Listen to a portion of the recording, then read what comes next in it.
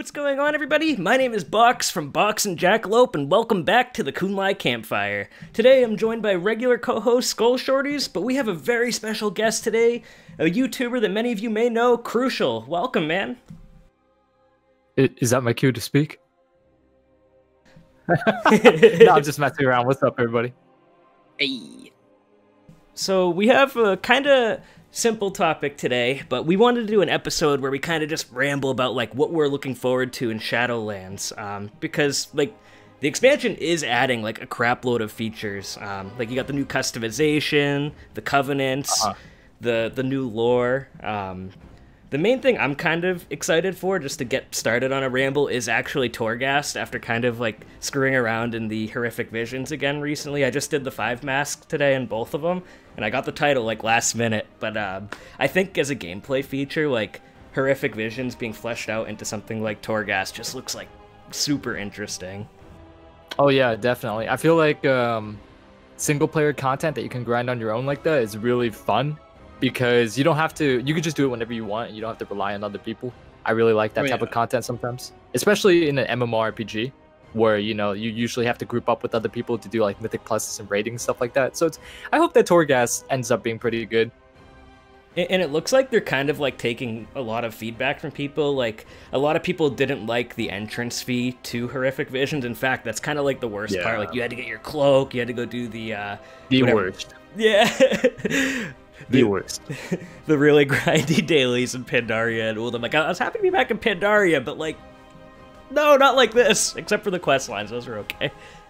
God, doing the invasions on like 4 characters every week was hell. It was like I was actually in boot camp or something. It was one of the worst experiences I ever had in WoW. It was terrible. Oh boy. It was terrible. You did that on 4 different characters. I only ever did it once on 1 character. Tuesdays for me was literally like a work day only with WoW, like keeping up with all the dailies and all the in-game content. It wasn't even fun, dude. I used to, during Legion and stuff like that, I used to look forward to reset day because it was raid day and you can open up your Mythic Plus box and get the loot out of it. But for BFA, it felt terrible waking up on a Tuesday. It was like, instead of it being like, oh man, it's reset day, it was like, oh fuck, it's reset day. Oh no, the daily quests are back. Yeah. Yeah, as far as I know from a lot of people, because I didn't touch Mythic Plus at all in BFA because it just felt different from Legion. Like gameplay-wise, I loved like Legion. Gameplay-wise, I hated BFA.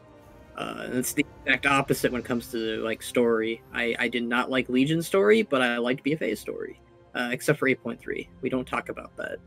Do your viewers know that you don't like Legion story? I mean, I don't. I seen you made some tweets about it, but I don't know if you made an actual video saying like, "This is why I hate Legion story." I've wanted to talk about Legion story a lot on my channel, but like because of its popularity, it's like one of those things where like it's one of those classic things. I've talked about classic a lot on this podcast, where I'm just like, I'm not really the biggest fan of classic. Yeah. But when it comes to Legion, I don't hate Legion. Like I think the very start of Legion was it at its strongest. But once we got to Tomb, it went downhill. Oh, I completely agree, dude. 100%. They should have. I feel like this is really weird because we're supposed to be talking about what we're hyped about Shadowlands, but we're talking about Legion and what we didn't like about Legion. But Kill Jaden got done dirty. Like that should have been his patch. Like you use him as a villain. He donned the helm of the Lich King. He ruined Draenor. He ruined Argus. Like this guy is like top tier villain in Warcraft. Basically, Velen's arch nemesis. And like, I like the end cinematic that he got. Don't get me wrong. Like the intro and the end cinematic, those are beautiful. They're always well done. But it's that in-game content with Tomb of Sargeras, like the campaign of Legion Fall. There wasn't a campaign. You had to just collect shit and kill shit. Yeah. Like it was so much BS, and I know why they did it. It was because like they had all like class hall quests or whatever, but. Man, it could have been so much better. And then Argus was okay, but it should have been its own expansion. In a lot of ways, the same way of Nyalotha. Nyalotha and Argus should have been their own expansions, not endgame content. So, Yeah, I remember when people were speculating a lot about the next expansion being Emerald Nightmare, Nyalotha, or Argus, and it really sucks to see a lot of them get shafted in content patch, like only like one patch, instead of having their own entire expansions to build off of. I feel like Legion and BFA both have that issue where they basically like crammed in every remaining idea into one expansion, and that which is why. Like, yeah. Sorry about that. No, go ahead. that's fine. I was just gonna say that I think that's why those two expansions aren't as strong as they could be. If you split those up, I think as like each their own expansion, or just make the patches longer somehow. I don't know. Like I feel like that would have made the expansions stronger. Like the stuff with Zool, that should have been like the most of BFA. Like Prophet Zool is one of those villains in BFA that started all the way in Cataclysm, and like. He was built up from Cataclysm as like this, like he was gonna revolutionize the whole troll empire and shit, and like he revived Lei Shen. He created the Gurubashi, Zandalari, Amani, Sand Fury, etc., all united in one empire, and that was not shown at all. Well, it was shown a little bit in BFA, but like instead he just had blood trolls and like a little bit of Mogu, and that was kind of it. Like. And then he died. It was twice. a downgrade from like Mists. Yeah, and then he died twice. I feel like we've gone off topic. Yeah. Hey, it's your guys' podcast. I'm just here for the ride. We do go off topic a lot. It's fine. This podcast always gets like super rambly. Like we'll mention like Rexar or like G Firepaw, and then like that's like the next 20 minutes of being like, what could these two do? Don't bring him up. I will talk about him for 20 minutes. Oh God. Where's Rexar in Shadowlands? Just one I hope last... they do nothing with him. They do nothing with him, and it makes me sad, man. Just one last thing about Legion and BFA. I always thought Legion was an expansion with like outstanding gameplay and like a pretty good story in some parts, but I definitely agree with like Kill Jaden being done dirty and Argus being kind of wasted as a patch. But like overall, it was still like a really solid expansion. BFA, I liked the story for the most part, besides 8.3, like you said, and then, like, the gameplay just, like, never did it for me. I mean, 8.2 was probably... I think 8.1, actually, was my favorite patch with the raid, and like, the Warfront, I guess. Warfronts weren't that fun, but, like... I think the best parts about BFA were, like, the 0.5 patches, strangely. Like, all the good... that's really weird to say, because like I really enjoyed the little mini patches, because like they just crammed like little nuggets in there that were really cool. Like the fact that Sarfang's death was a 0.5 patch, and we gotta kind of think about that. Like that could have been a raid, that could have been 8.3, but no, that was placed weirdly in like the middle of BFA. It's really weird. I always found that to be the true ending of the expansion, to be honest. No, that was the true ending. Forget about the Lord of the Rings knockoff that we got. I gotta say though, the whole premise behind his Makara with Sylvanas was kind of stupid though, to be honest. What do you mean? The fact that they banked on the entirety of his sacrifice being so that Sylvanas could have a mental breakdown and so that the Forsaken could betray the Horde. That made no sense. It was more his idea, clearly, because like Thrall didn't know what was going on. Thrall was like, "You're gonna die, dude," and Sarfang was like, but it's still a huge risk, and it seems risky. Honestly like a huge cop out.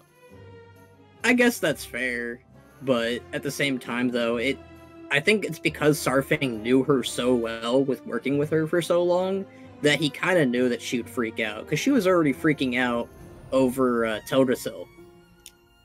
Like, if you remember that, she was like, when people were not listening to her, and she had to basically like double take and like tell Nathanos to burn it when he was not listening to her, and like he thought he was joking or something. I don't know. Like he was kind of taken aback by her. When you got Nathanos as like someone who's surprised by Sylvanas' actions, I guess it's kind of like one of those things where it's like, yeah, this lady's off the hill. Like, so I feel like that would be a good character for us to talk about That's like the best thing to start the podcast with is for Shadowlands stuff is Sylvanas Windrunner, because BFA, I think in a way, not to talk too much about her BFA arc, but like there's people who are very 50-50 on her right now. There's people that still love her and people that are like, oh my god, I want nothing more to do with Sylvanas. My thing that I'm actually hoping for like a character arc for her, like I I don't. I like the old character Sylvanas, and I don't really hate her now. I hate her as a villain. Like, I think she's evil. But I think where I'd like to see her go at the end of the expansion is actually getting trapped in Shadowlands if we, like, seal the deal and can't go back there. I think that would be a super fitting punishment for her. I say give her the Ursoc treatment, dude. Damn. She deprived us of the bear god, man. Coming back, she doesn't get to come back then. I'm sorry. I mean, she's not gonna go to Ardenville. In fact, I actually talked about like a few fates that she could get. One of the fates I said would be the most like terrible for her, and this is getting the Shadowlands spoilers though. But if you know what Bastion's all about, I guess that's what I should phrase it as. You guys know what happens in Bastion when you go to Bastion? Is that, you know, entity or whatever? Not really, but I don't care for spoilers. Okay. Honestly, my interest in lore with WoW has really deteriorated greatly. That's fair. It's actually almost non-existent now. Really? Yeah.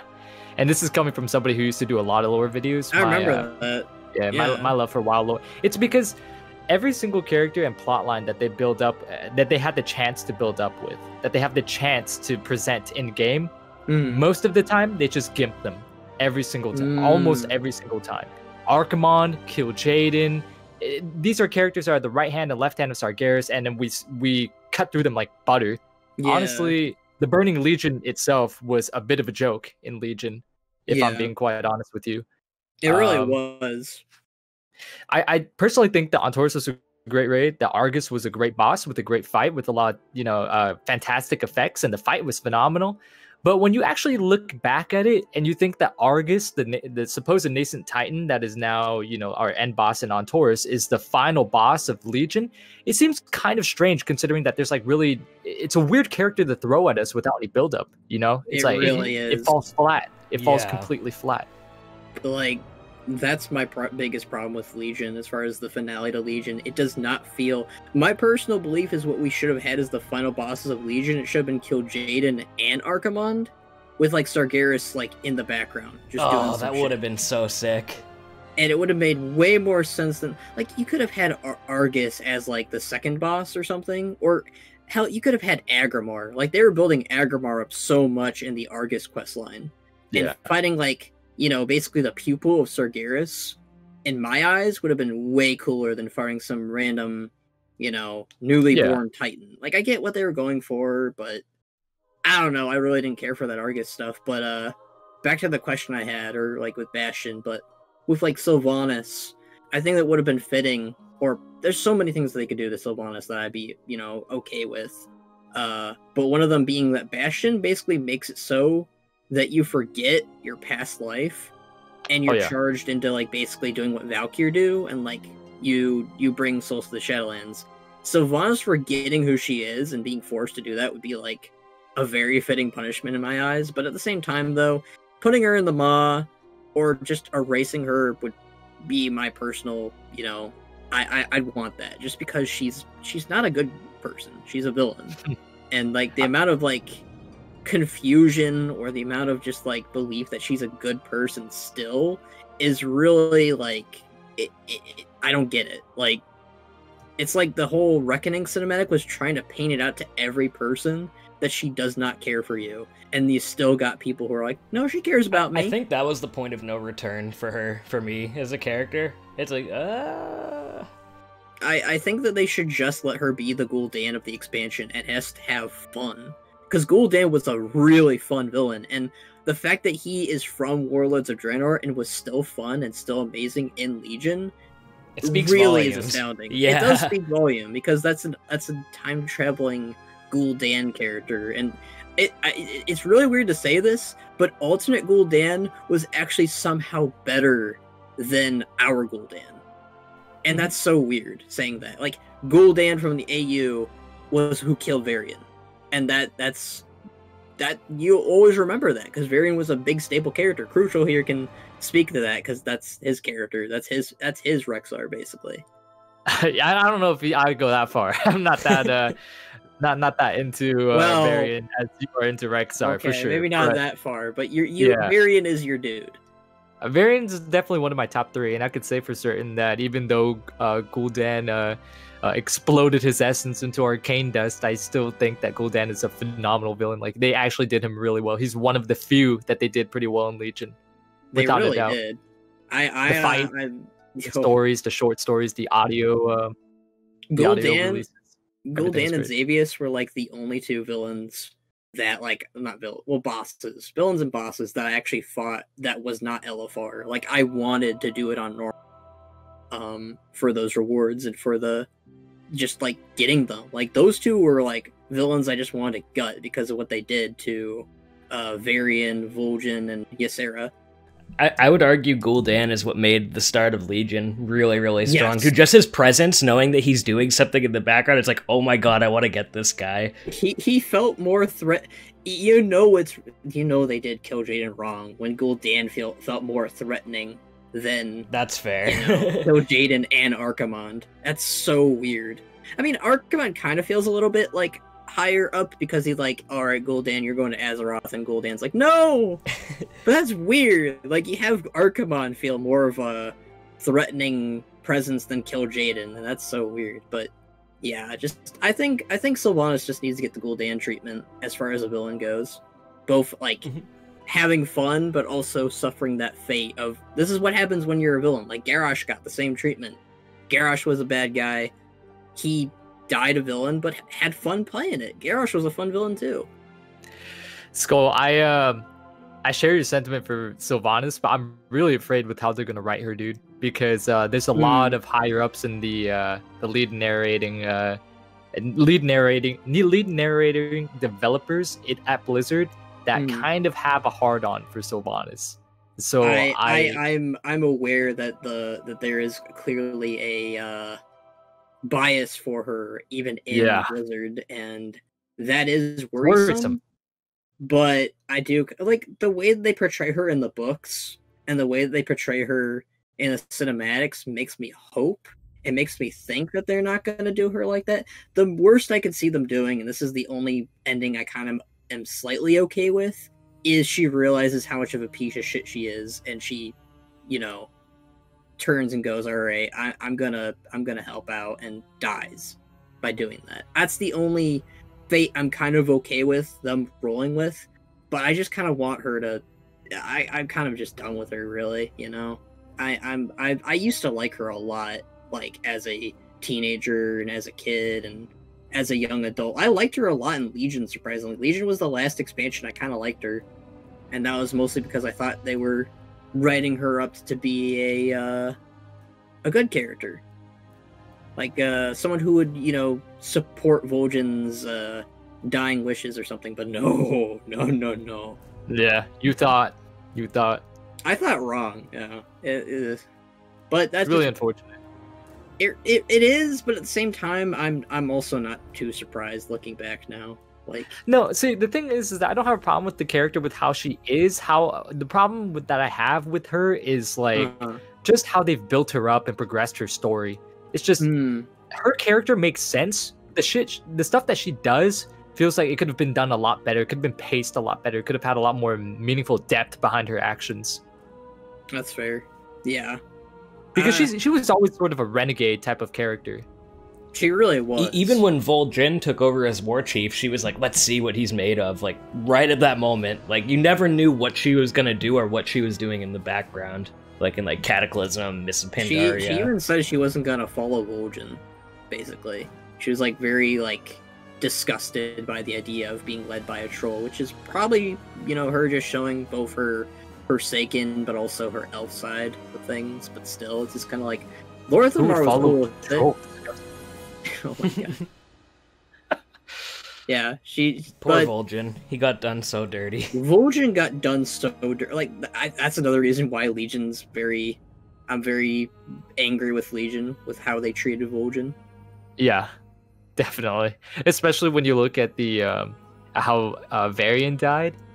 Yeah. It's like it's kind of hard to dispute all the Horde players that cry out that Blizzard had an alliance bias when you have such a heroic death like Variants, and then you see Vol'jin get skewered by a Felguard. It's like, holy shit, okay. Maybe you guys are right with the bias. And then the It worst makes me, part like- was, it was after all the build-up in Pandaria for him, too, taking over as War Chief. And then in WoD, like, he appeared in, like, 6.2, and that was it. And then he died. It's like, no. He didn't do anything. He just showed up to say, "Hey, dude, nice garrison." All right, I'm gonna bounce to Astra. Yeah, like he had like a lot of people liked the guy too. Like people were excited that he was going to be War Chief, and He was they my just favorite kind of horde like, leader. I don't think they knew what to do with him. I think they were like, oh shit, this guy, he's pretty much like Thrall in regards to, you know, peace with the Alliance. How can we make conflict? Get rid of him. That's what it seems like what they were doing. Personally, what I would have done with the whole Broken Shore incident is they kill Thrall and Varian. And I say this as somebody who loves Thrall. And then Sylvanas would take that as an opportunity to be like, all right, Thrall's death is, we must blame the Alliance for Thrall's death and cause chaos. And, you know, she wants all that dead people, you know, she wants conflict. She wants the Alliance and Horde to hate each other. And Vol'jin's like, no. And you kind of have like a rift between the, you know, Vol'jin, like have it as like a testament to Vol'jin's leadership, where he has to kind of deal with a leader not working with him. I think that would have been so much better. So on the topic of Vol'jin, I actually am very excited to see him in Shadowlands again. It basically is all but confirmed at this point. I haven't seen much on the beta at this time, so I don't know much of what happens regarding him. But with the quest line in BFA, he's one of the few characters I hope sticks around as a spirit. I usually don't like it when they bring characters back, but just something. And even if he gets a big moment in Shadowlands while being dead would be totally awesome. He's just always been a favorite of mine, and like, he is still, I think, my favorite Horde leader that existed. I'm just happy we still got Thrall. He's the only OG we got left now. But yeah. Ooh, go ahead. It truly feels that like with Metzen's characters, like all of them either dying or being dealt with by us players in raids, you know, like Nefarian and Ragnaros. He even voiced Dranosh and ICC, and Varian dying, of course, and a whole bunch of other characters that Metzen voiced dying. It does feel like the thematic and the overall overarching narrative of WoW has really shifted since old WoW lore and stuff like that. Yeah, for sure. Been a decade basically of just like you really can like look back and like it feels like an end of an era with certain things, with certain people leaving or just not doing it. But he loves voicing Thrall, and I really love that about the whole situation, because you usually with certain characters like you get tired of voicing them, but no, he loves voicing Thrall. He loves portraying Thrall, and honestly, when you hear Thrall's voice, like some people obviously they're tired of Thrall being in the story, and I guess that's fair, but especially after Cataclysm. But after Legion, I was really missing Thrall. Like it felt empty. It really felt empty without him. And while I say, you know, I think that they should have killed Thrall off in Broken Shore and keep Vol'jin alive, I'm actually pretty happy that he's still around. Very happy actually, because, you know, it feels like there's like Chris Metzen's still here basically with Thrall. Yeah. And Chris Metzen's like one of my favorite people that worked at Blizzard. Like, I remember watching the Mista Pandaria, like them talking about working on Mista Pandaria, and like you could tell that they were really passionate and happy with that project. And it's kind of sad that, you know, the majority of the community was like, pandas? This is a kid's game. Like, oh boy. I don't know. Like, that was rough. That was a rough time period. Mr. Pandaria was fantastic, and this is coming from somebody who I didn't hate the panda theme at all. I just wasn't really too interested in it, you know, like compared to Deathwing's Cataclysm, Wrath of the Lich King, and all the other going to Outland, all the other expansions. Going to Pandaria seemed very tame. It seemed very bland, but it was one of the best expansions, both gameplay wise and in regards to expanding the universe with lore and stuff. It was a fantastic expansion. I really liked it. Miss Pandaria, for me, I actually have kind of a weird history with it. I was always excited for the Pandaren when they announced them. I'm like, fuck yeah, I'm gonna play those when they come out. But the overall theme, and when Blizzard announced that Garrosh was gonna be the end boss, I was kind of a little like, About the idea at first, and then I actually got my hands on the expansion. I'm like, holy crap, this is amazing.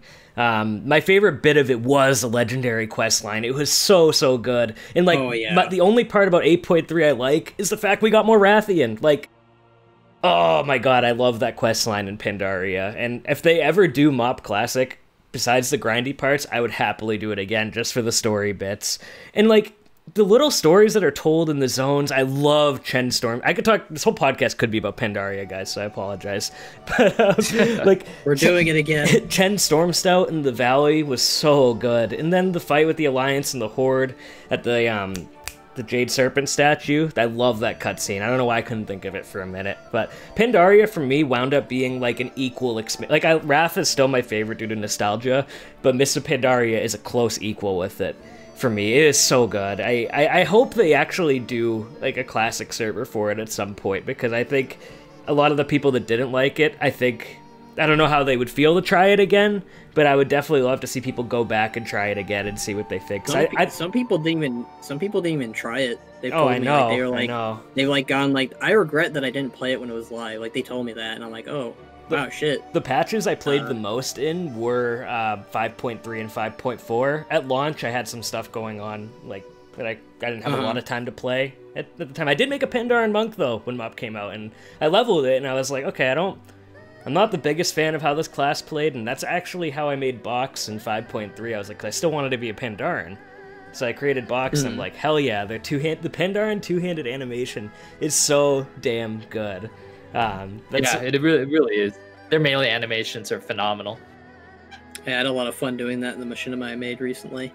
Just the Pandaren fighting animations. They have really cool animations in general. Mists and Wrath are like my two favorite as far as expansions go. I think Mists toppled over Wrath for me. Like I thought long and hard about it. I was like, man, which expansion do I miss the most? And ended up being Mist of Pandaria. So, yeah.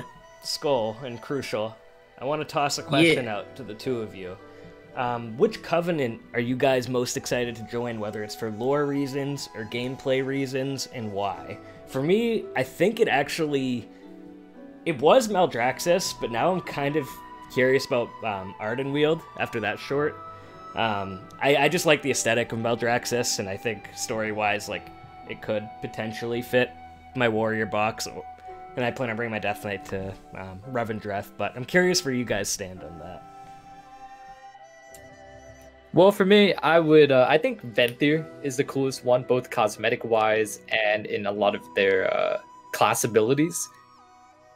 Since I did say I was going to play an Unholy Death Knight, Ardenweald is the best class ability, but I don't know. I don't think I could play Ardenweald, if I'm going to be honest. I like the cinematic, it's phenomenal, but I just can't pass up the opportunity to be a part of Venthyr. No, dude, that is totally fair. Their aesthetic is, like, so badass. I actually think that's where Jackalope wants to take her character, too. They're just so cool. Yeah, they really are. Plus, you get Kael Dawson there and a bunch of stuff like that. Hopefully, and you get a coffin on your back. Yeah. Hopefully, yeah. Potentially Garrosh. That'd be great. Garrosh shows up in Venthyr. Like, that'd be like that'd be pretty good for Crucial. I mean, he used to be known as Hellscream. Hellscream's my brother, dude. People keep getting that confused. Don't be one of them, Skoll. No wonder why Hellscream was so much nicer to me. This Crucial guy is a jerk. How about you, Skoll? For me, it's been Maldraxxus from the start. Like, when they were like, here are all the covenants, which one do you guys think you'll like? I think Ardenweald was my least favorite at first, but then, like, over time, I started to like it a little bit more. But, Bastion's my least favorite, my very, very least favorite. Venthyr is my second favorite, and Maldraxxus is just number one. I love the aesthetics, with the lore, like, the characters you get Lady Vosh, you get Alexandros, you get Draka. Draka being one of my, the one I'm most interested in, because Thrall's mom, and I really hope, again, we get more Thrall. I feel like this is just the perfect expansion for, like, Thrall to interact with dead characters. You got Karen, you've got Draka, you've got Garrosh, you've got Ogrim, Grom, Taretha. Like, this guy has lost so many people, and I feel like this is the perfect expansion for him to finally get to say goodbye. Like, I kind of want Karen to be like, yeah, you should have listened to me. In regards to everything from Shattering. That was my favorite Warcraft lore book. But yeah, Maldraxxus is just aesthetic. I love everything about it. Like, I might, like, you know, most of the things I like are orcs and shit, but, like, in Warcraft 3, all I ever used to play was, like, Scourge.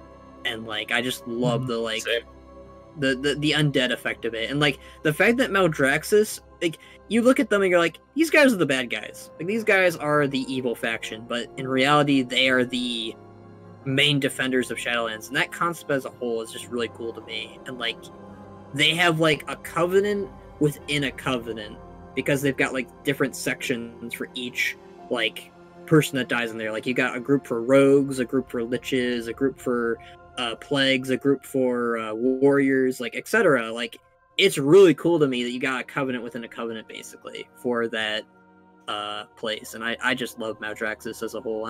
It's very gross looking compared to the other ones, personally, but just like the armor and like the story, it's very appealing. I think Ardenwield's probably my favorite, like, when I look at, like, when I'm peering at. But Venthyr is really cool too. I think Venthyr's number 2, definitely. I'm really looking forward to seeing what they do with the Venthyr as well. And that launch raid too for the Venthyr, like, that zone looks so freaking good. Like, usually launch raids, they can be really hit or miss. This one looks like a really strong one. And that villain, I don't know what his name is, like Sire Denathrius, is that his name? Sire Denathrius? Denathrius. His design, I actually think, like, for a new character and a villain is so badass. Like, I really like the picture of the new loading screen. And, like, it's him in the jailer and stuff. It's little things like that, for me, can go a long way for presence of a villain. Like, in Wrath of the Lich King, I always did love that loading screen of just Arthas sitting on the chair every time you, like, loaded into a dungeon or left it. Like, little things like that, and I mean, Arthas already had a strong presence, but, yeah. Little things like that, for me, can go a long way for new characters, if it's just something on a loading screen. They need to change the loading screen, by the way. That thing has not been up, like, for Kalimdor and Eastern Kingdoms. Like, you still got Varian on there. I don't mind that. After, like, Gallywix out of the Kalimdor one, though. We'll put Gazlo, put Thrall back. Gazlo, yeah. Put some Rokon on there. Rexar, you know. Right? We'll throw Rexar on there to take up the whole screen. They could, but I don't think they're gonna. I think they're gonna not put my boy up there for G now. Firepaw. G Firepaw would be. They should do Going him. back to what you were saying, Skoll, about you were hoping, like, Thrall had a lot of interactions with the dead for Shadowlands. I hope so too, but I don't know if Blizzard is actually going to go too in depth with that, because they had a lot of opportunities for him to interact with Durotan and Draka and Wad, and the only time they didn't interact much outside of, like, the Frostfire. Yeah. But then again, Wad. Worlds of Draenor is the expansion of just cut content entirely. Like, we were supposed to get, like, an entire raid in Shatrath. Yrel was supposed to get development. Not Durotan. Grom was supposed to get development. Like, Worlds of Draenor is, like, just one of those expansions where they cut out so much that the ending was just unrecognizable of what they're going to even do. Like, what was the plan here? You say the same with BFA too, though. There wasn't a lot of cut content, but the expansion we're in that expansion right now. Yeah. And the story writing hasn't been too impressive to say that they've learned from their past mistakes. I think that BFA was, again, decent, but I think that it got at its weakest point with 8.3. Like, it didn't feel like it was flowing well together. Like, it felt like, all right, we're going to go from it felt like BFA felt like the main villain was supposed to be Sylvanas, and instead it suddenly became N'Zoth. And I'm not saying that N'Zoth wouldn't work well as a final villain. I think he would, but I think that 8.1.5 was a good start for him, but it definitely shouldn't have ended off in 8.3. He should have been, I think what they should have done is they should have done 9.0 should have been like the Black Empire expansion rather than Shadowlands, and then 10.0 would have been Shadowlands. So that way we would have had a break from Sylvanas, and like we kind of like mull it over and think about her a little bit for an entire expansion. Like, have a break from her. I felt like this is what they should have done with Garrosh too at the end of Mist. Like, we don't see him for an expansion or two, and then he comes back. So this is kind of something I always had in mind for Garrosh, like at the end of Siege of Orgrimmar. It obviously didn't happen, and I made a video like 2 years about this, but I always like wanted him to get a redemption arc, or at least a somewhat redemption, like where he knows he did evil shit. And like, I thought it would have been kind of cool if he came back in Legion as like a monk under the Shadow Pan or something. But I know that's kind of silly, but like design-wise, he actually looked kind of cool in monk armor. I still don't think about a monk, but I definitely like the idea of like what Sarfang wanted in War Crimes, where like he would just challenge him to a Garra, and if Sarfang would lose, then Garrosh basically just gets, you know, the reset button. Like he has to start from the very bottom and then rise in the ranks. And I just kind of wanted like Garrosh to like essentially learn the mistakes that he was supposed to. And like I said with Broken Shore, instead of having Thrall, instead of Vol'jin die, it would be Thrall, and then you'd see Garrosh be mad pissed about that because he no longer sees Thrall as like a threat or a weak orc. He'd see him as his friend again. Like, I love the relationship of Garrosh and Thrall and Wrath. Like, that shit was great. Like, I was really taken off guard about how much I loved their relationship, because they just worked off really well with each other. You have one orc who wants peace, one orc who wants violence, but they really like mesh well. Like, I would have loved it if like Mist would have ended somehow with like, I don't think that this would have worked out at all with the way Garrosh did things in Mist, but like, if instead the orcs were led by both Thrall and Garrosh, so you let Thrall handle the diplomatic stuff, and you let Garrosh handle the war stuff, we would have had probably the perfect orc duo leadership. I feel like definitely like a few things would have had to be done differently for that to work. But oh yeah, definitely. I do think, and I think even Christy Golden said this in an interview, I do think like if War Crimes had gone differently at the end, Garrosh could have had at least a soft redemption arc where it would have been cool if he did something kind of like similar to Grom, and then like, but then you still say like, well, he wasn't really a good guy either. You know what I mean? Because of all the shit that he did, it would have been interesting. Yeah, what was I gonna say?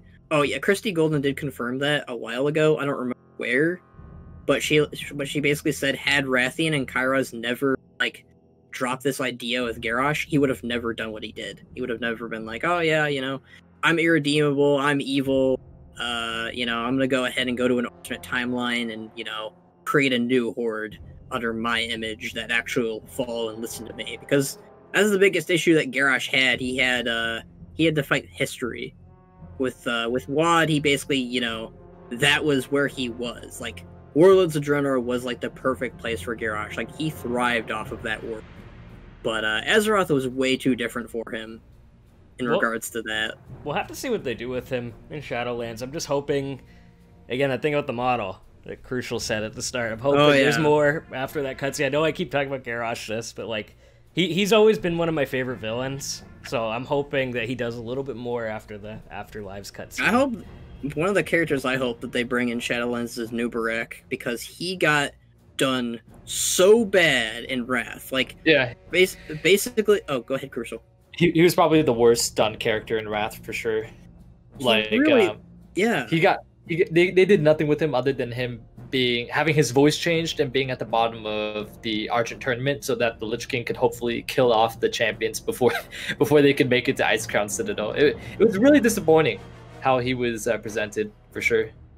Yeah, and recently I learned through one of my buddies, Latest, he basically said that there's like a little text quest from Bastion or something, where basically they're talking about a Mantid that they brought to the Shadowlands, and then they sent him back to the living world because he had to kill a necromancer or something. But that confirms, though, that creations of the old gods, like the Mantid, can go to the Shadowlands. And the thing about the Mantid is they never stopped worshipping the old gods. They constantly are still doing it. The Nerubians, though, they cut that shit. They were like, nah, we're not going to worship the old gods anymore. We got our own thing now. I just think that'd be so cool, though, if we got a Nubarak in, like, Maldraxxus or something. It'd be so cool to just have that guy back, and, like, he's a good guy. Because he did not want anything to do with Arthas. He hated Arthas. And I always thought that was so fascinating and cool because you had like Kel'Thuzad who basically like swooned over Arthas, and then you had Anubarak who hated the guy. And I just thought it would be so cool if we actually... One of the things I thought they were going to do, and I thought would be really cool, is if Anubarak joined the Forsaken and, like, joined in the fight against Arthas, rather than just being a dungeon boss. The first thing we do, he's a dungeon boss. And I was like, okay, that's lame, but maybe he can come back. They bring him back, and he's a raid boss, and not even in an interesting raid where they're building him up. It's just... He's the final boss of Argent Crusade? What? So you know what would have been kind of cool in that raid? Like, something even when I was a kid I really thought would have been kind of neat is if, like, we got to explore a little bit underneath Ice Crown more, like, when they actually break the... That was supposed to be a thing. Arena. Oh, yeah, was they it? scrapped out that. Yeah. Yeah, Encourage, that was... Not Encourage. Not Encourage. Ajul Narub and Ajul Narub. It was, like, really extended. They actually had a whole map presented to us that we could have saw, but they decided to scrap it. But to be fair, it does seem appropriate considering how the content that was in Wrath. It would seem like they would kind of overdo it if they were to add this in. I mean, I'm not saying that they shouldn't have added it in. I'm just saying that it's kind of... I can kind of see it based on the standard point of, like, you know, a basic human has, like, his working limits, his or her working limits. So. And what we got in Wrath, like, the raids were phenomenal. Wrath was like... Wrath felt like ahead of its time with a lot of things. Like, I loved Wrath with so much. Like, it's my favorite expansion next to Mop. It's so good. It still holds up today, honestly, in my opinion. Some of the gameplay stuff is a little dated with the quests, but for the most part, the story holds up really well still. ICC and Ulduar, man, were beautiful, too. But yeah, it feels like what they're doing with Shadowland characters is they're choosing characters that were hardly developed, like Draka, or characters they just did really poorly, like Vosh and Kalthas. So I feel like Anubarak would be the perfect character for them to focus on, in some capacity, at least. Yeah, hopefully they do bring him back in some way, because he was way too much of a prominent character in Warcraft 3 to be disposed of the way he was in Wrath of the Lich King. I feel like with Anubarak, they had a bigger plan for him if they were to go in depth with the Nerubian patch, but of course they decided to scrap it, so maybe they had to squeeze him in somewhere, and they thought maybe Trial of the Grand Crusade or Trial of the Crusader was not a good outlet, but like an appropriate one. Well, they first did him in the dungeon. Yeah. He was an end boss of the dungeon, and they were like, we gotta get rid of our traitor king, and yada yada yada. It just felt like he should have had a bigger presence considering what he did in Frozen Throne. Like, he felt like an entire badass whenever he showed up and helped Arthas out. Like, Arthas would have been done in if Anubarak didn't show up. And like, yeah, that's what I'm saying. Like, maybe they had more planned for him in scrap patches, and then they had to squeeze him in somewhere. But like, imagine if Anubarak like turned on Arthas. Like, that would have been a major loss for Arthas. And then you'd basically have Anubarak either join the Forsaken like I want, or he's a part of the Ebon Blade. Like, either or, those two would have been badass and really cool, but no, we just... Yeah, if he joined the Forsaken, sometimes I wish that, like, I know it was, like, pretty much impossible with the current times, but if only Sylvanas managed to ally herself with Anubarak instead of Varimathras, you know? Yes, that would have been so much better. I've tweeted about that so much on Twitter where I just thought, you know, it'd be cool if, like, Varimathras got replaced by Anubarak. Like, that would have been so much better. Like...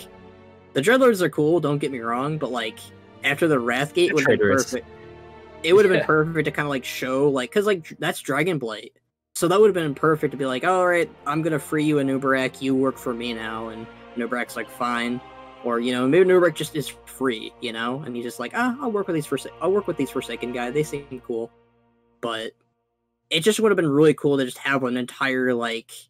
You know, because like Anubarak wanted vengeance on Arthas, Sylvanas wanted vengeance on Arthas. It would have been a perfect duo. Imagine Anubarak. Really see older characters that shone on the spotlight and had such critical parts of plot lines and stories in Warcraft 3 get shafted in WoW.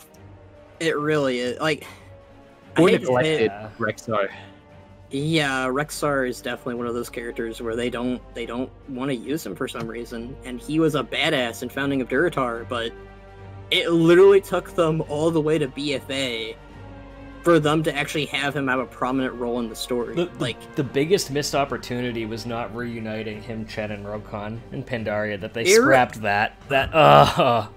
Dude, they didn't even have that in Mists. They just had him like show up in the rebellion and he was going to defend a flag, and that was it. Like, that would have been cool. Don't get me wrong, but yeah, they should have had in BFA. They should have had Rexxar, Rokon. Oh, they kind of had it in the incursions with Rexxar and Rokon, but they didn't interact. They didn't felt like they were buddies.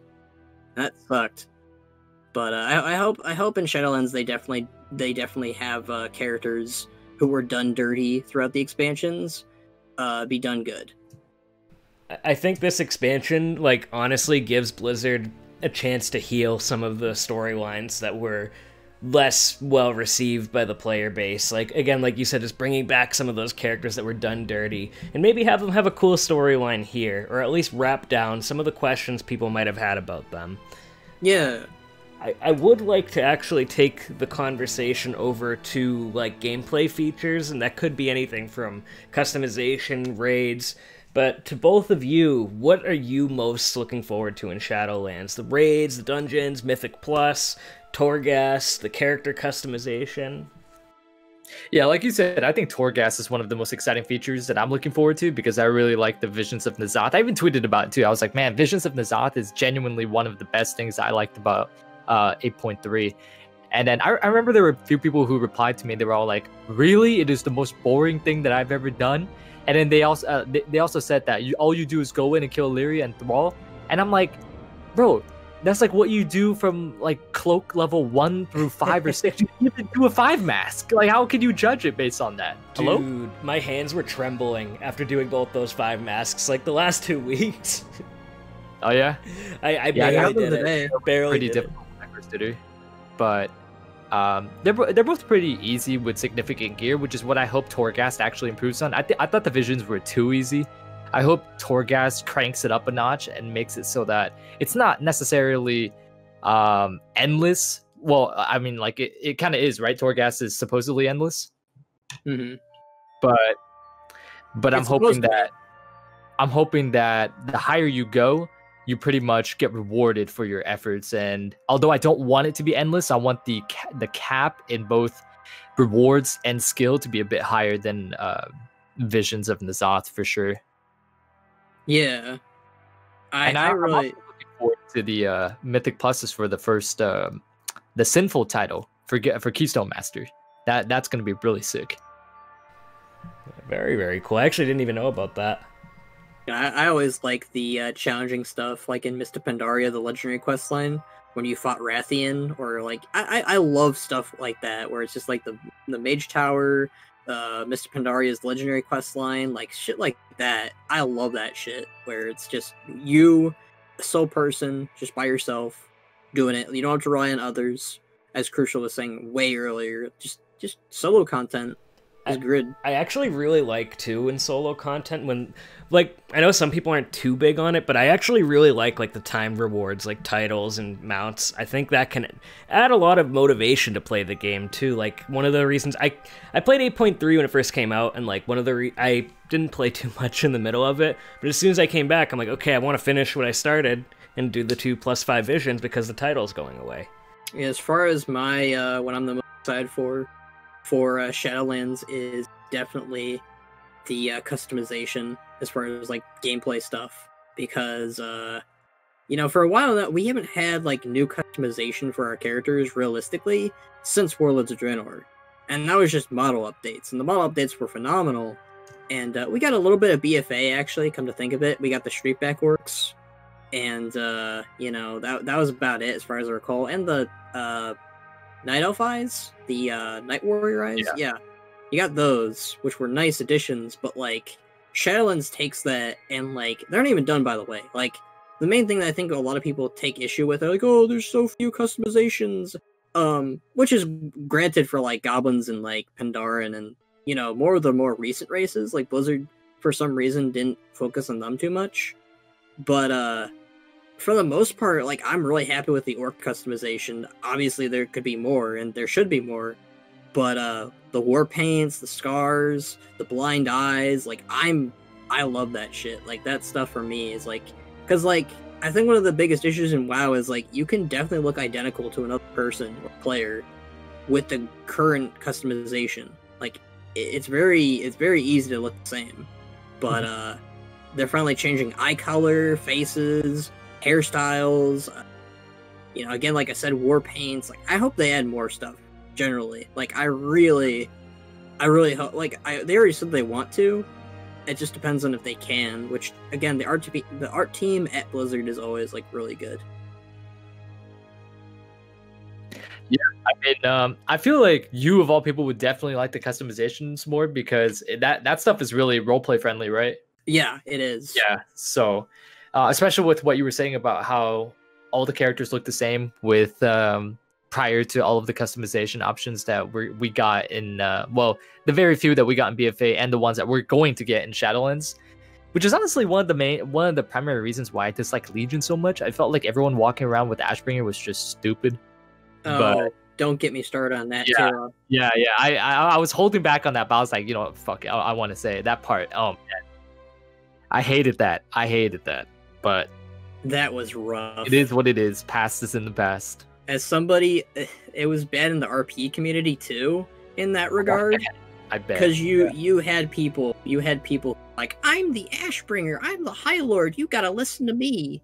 And like they would bring that shit up in RP, and they'd be like, "You gotta listen to me, guy. I'm the Ashbringer," and or they'd be like, "I wield the fallen prince's blades."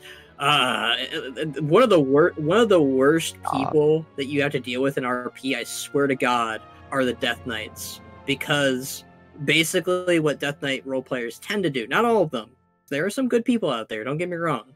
But like, you got them like basically like type in their RP description saying that you can't defeat them because they wear Sarah Knights, and that they like say that the developers of WoW said that the Death Knights are invincible and you can't stop them, and it's stuff like that makes you like double take and go like, why am I even doing this if people are ruining this for me? Yeah. Like, you basically just gotta ignore those people and separate yourself from them and just find a good community. Because those people are they're really bad. It's rough. Can imagine.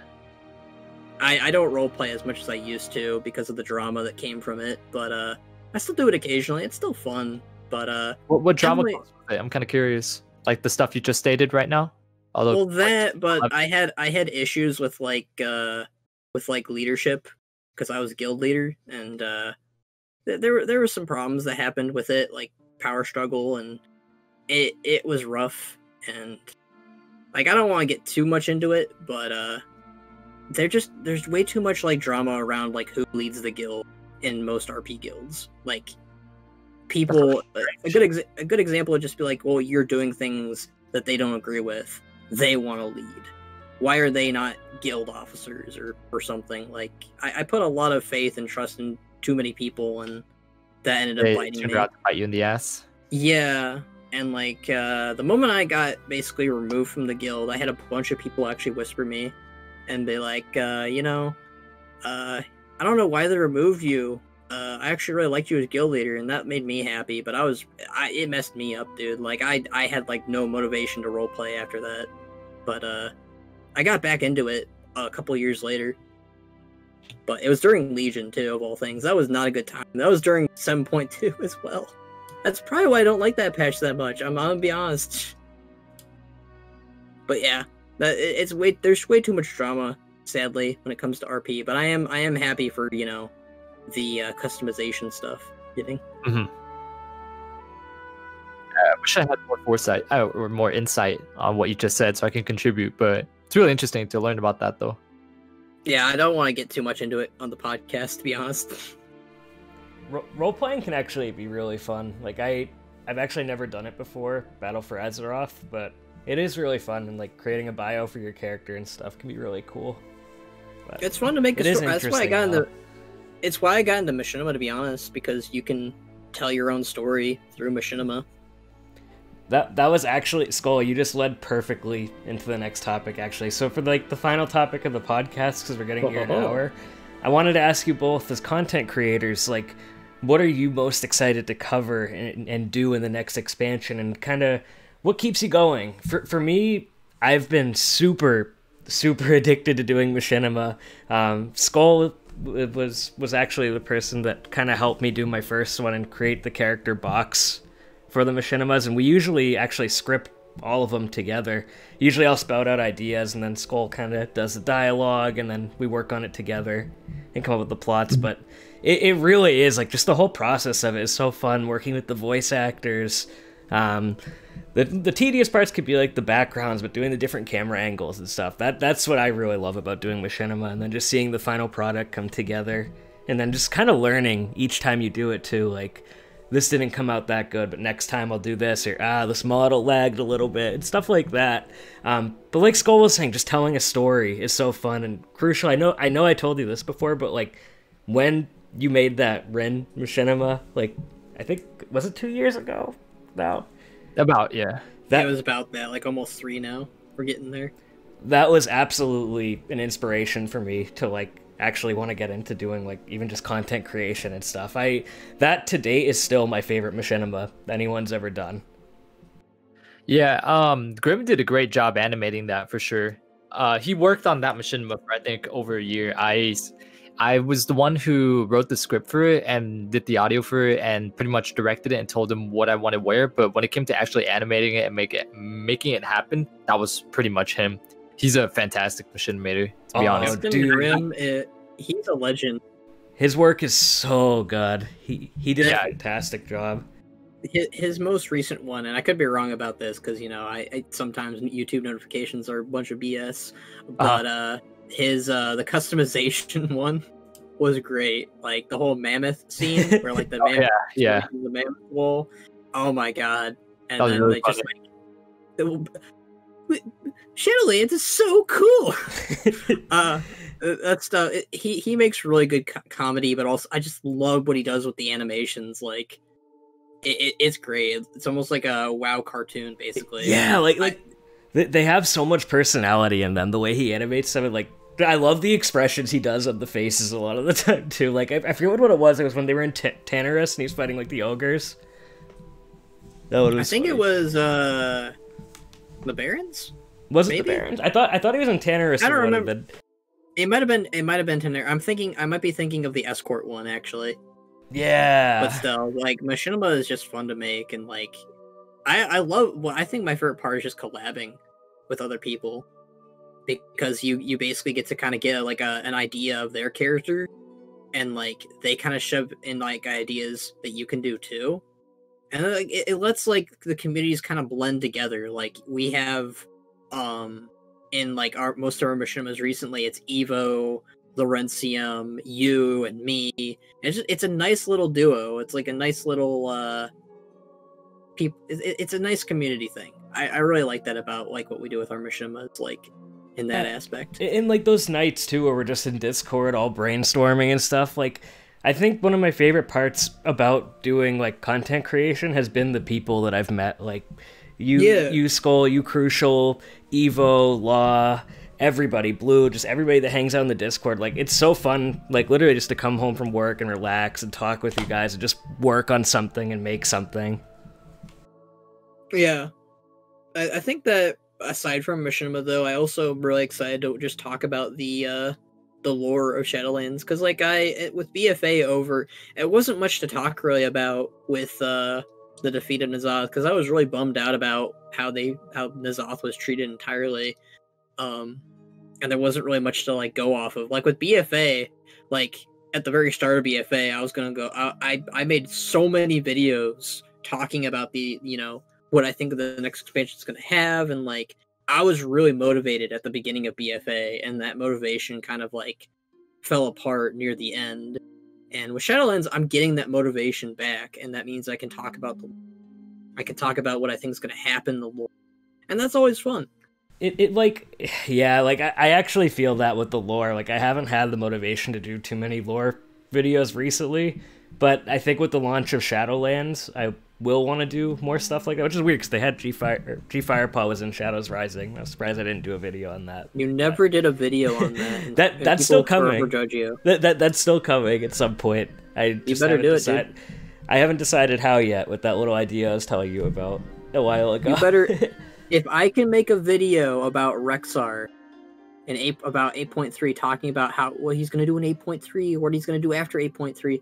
I thought the thing was like Mr. GM or somebody leaked out like an encryption thing of like Rexar voice acting 8.3.5, and I thought that they were going to have an 8.5 with Rexar doing something. I was so excited for that, so I was like, oh, this is what maybe they're going to do with Rexar in Shadowlands, Rexar in 8.3.5. I don't even know if we knew back then when I made that video what the next expansion was going to be. No, I don't think we did.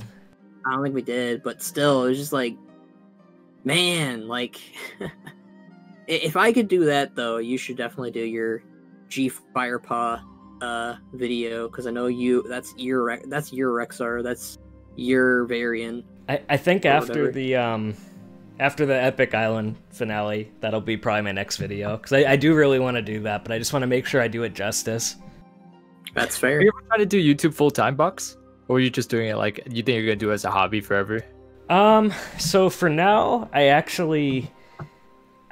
just been doing it kind of for fun on the side. I mean, if that ever happened, absolutely. I mean, I won't lie to you, when I'm at work, I do think about doing, like, videos all day. I actually... Right now, I work in public access TV, so I record a lot of stuff for, like, the government. But, like... God, that sounds grueling. Oh, man. It's usually people being like, well, you're raising the tax rate by 1%? Ooh! Oh, you know? God, that's so boring. Old people. But yeah, no, if the opportunity ever presented itself, I would absolutely love to do it, just to pursue that passion for, you know? It's a lot of fun, and, like... I do enjoy, like, my favorite part of my current job now is doing, like, just even basic editing, like splicing things together. Even when I'm home, I like doing it, so it's definitely a love, that's for sure. Yeah, I gotta say, you guys definitely have a passion for machinima. Like, when I started doing YouTube, I remember coming through, like, Hiru and Kakyo, coming into contact with them, and we were all pretty, like, into making machinimas and stuff like that. Probably not to the degree that you guys are, but I genuinely hope that you guys can actually, do full-time YouTube one day. That would be really sick. That would be really sick. So that you guys don't even have to work a day in your life, pretty much, if you love what you're doing, truly. I really wish that, like, I think the biggest problem with machinima, sadly, is it takes so long to make. And the way YouTube works is if you're not posting out a video a day, your channel just suffers. And that's what I hate about, like, the animation community is treated on YouTube, because if you're not dishing it out as soon as possible, then your channel suffers.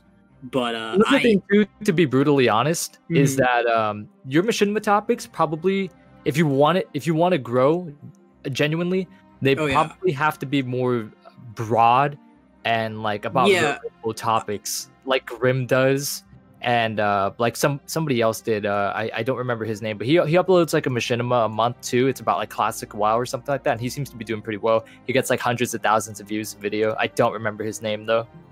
But yeah, I actually have several ideas of just doing more Shadowland themed machinimas. I just kind of wanted to do my own thing while in the wait for Shadowlands, because 8.3 there really wasn't much to really cover that people were because 8.3 was just kind of meh. It wasn't really. I don't think a lot of people really wanted to see machinima about 8.3 because they were sick of 8.3. What I will say though, Skoll, one of my favorite machinimas that we did together was during 8.3. It was the band and Box enter their first horrific vision, mainly because it was based on a true. So Crucial. Did you know me and Skoll did our first horrific vision together and we failed? Oh yeah, we failed hard. To tell you that. Box was like not killing the totems and just like running and like pulling all the mobs and shit. And like I was just being pulled away by the totems. Like I was like, Box, we gotta kill the totems, and he was like, oh, okay. And then he ran back, and then like we were just having so much struggle with the ads. And then when we finally got to Thrall, the timer went out like almost instantly. Like we didn't even get to fight Thrall basically. It literally ends just like that in the machinima too. It's like we pulled him. It was rough. It was really rough. That sounds really rough.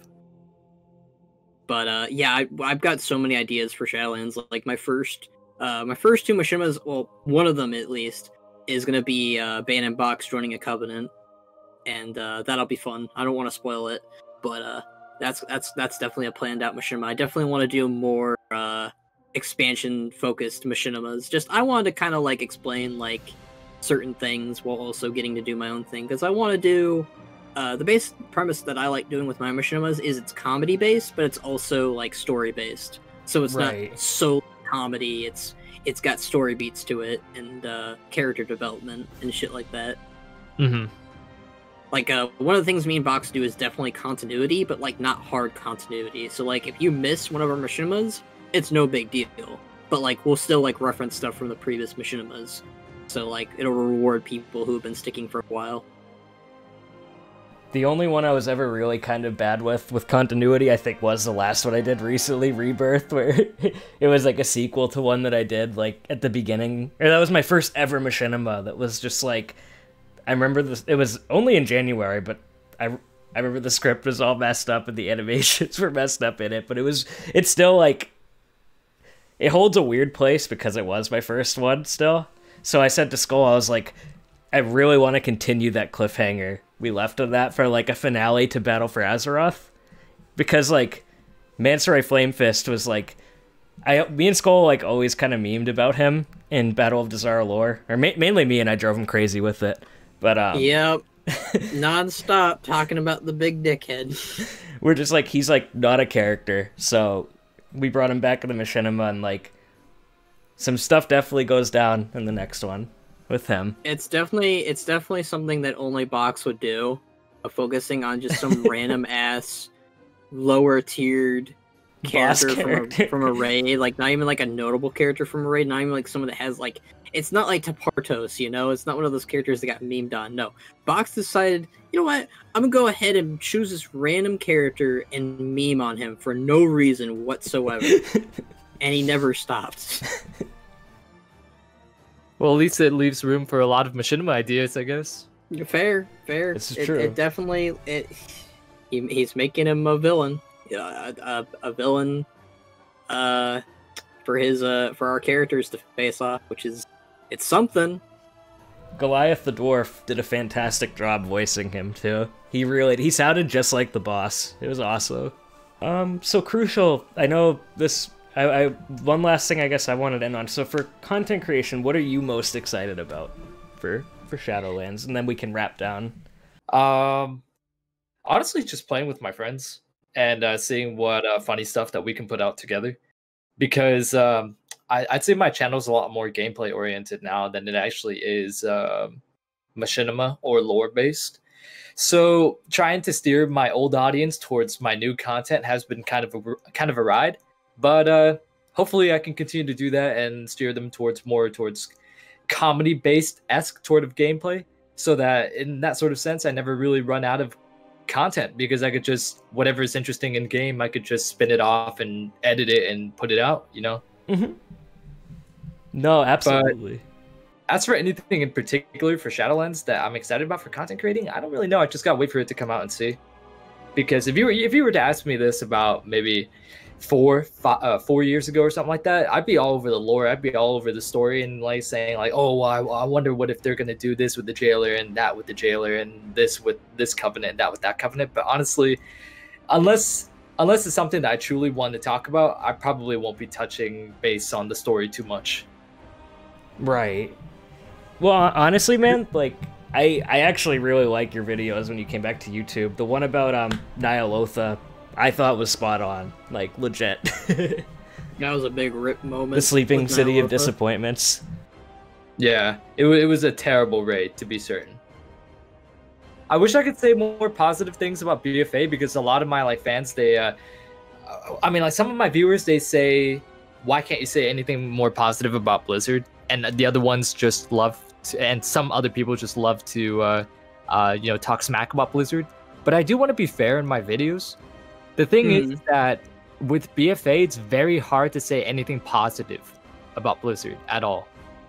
And paints me off as kind of a negative and sort of just super critical person. But I really do try to find the good in what I've played in 8.3. And I could probably only name it on like 1 or 2 fingers. Yeah, I think that with BFA, the things I enjoyed the most were honestly just like getting to visit. I mean, I made a whole video about talking the positives and negatives about the story of BFA, but the major things that I enjoyed was just Sarfing and Jaina's arcs as far as characters go. And it is a shame that like Sarfing's gone though, because I've seen a lot of people bring this up. But the fact that Sarfing was one of the most focused on and developed characters, and he dies at the end. And that's sad, but at the same time, though, like, I think it was painted on the wall, like, that was going to happen.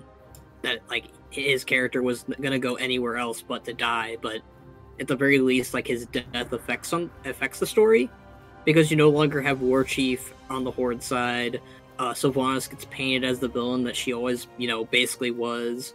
And obviously, like, what you pointed out earlier was, like, it was really risky of him to just kind of, you know, focus on the fact that, yeah, you know, she'll probably freak out if I, you know, keep talking about hope and shit.